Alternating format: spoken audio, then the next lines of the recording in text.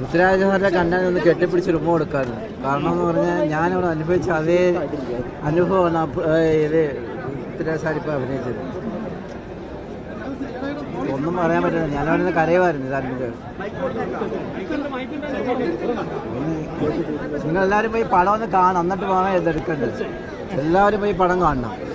കാരണം അതേപോലത്തെ അനുഭവമാണ്, എൻ്റെ അതേ അനുഭവമാണ് ഇപ്പോൾ ഈ സ്ക്രീനിലൂടെ കാണിച്ചതല്ല.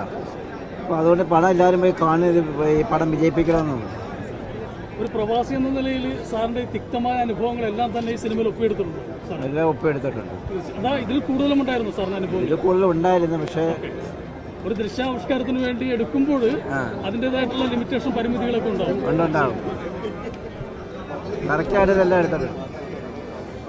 ശരി, ഓക്കെ, താങ്ക് യു.